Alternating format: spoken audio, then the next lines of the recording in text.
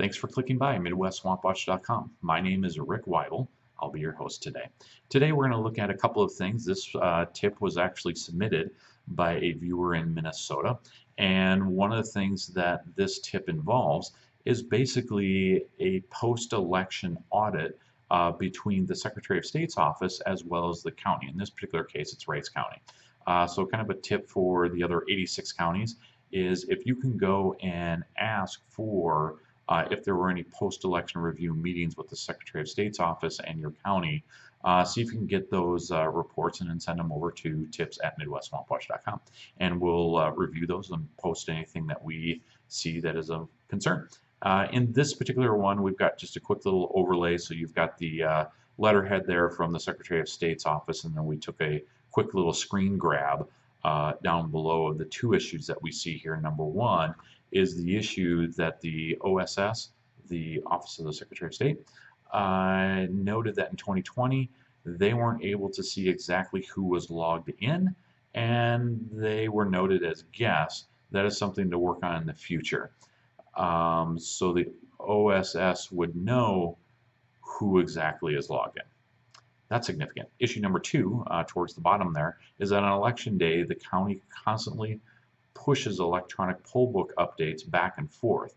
Calls are made to spot check that the information exchange was successful. So I'm not sure how the legislature envisioned that, but that is potentially, at least the legislature can give some oversight regarding those pieces.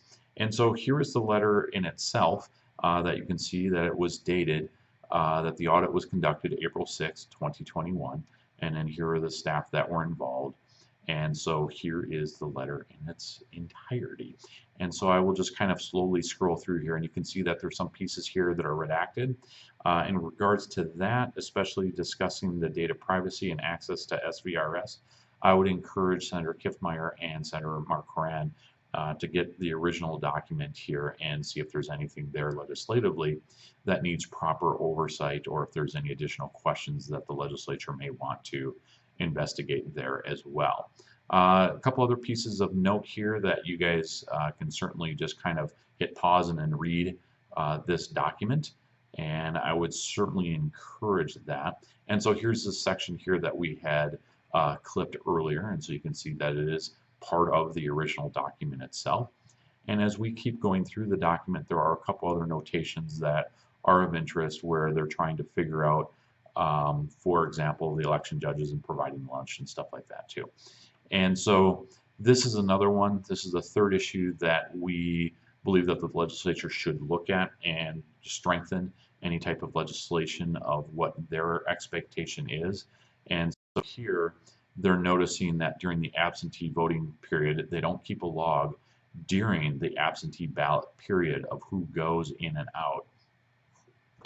They're saying it's too difficult to manage that, but they do keep a log during the contest period.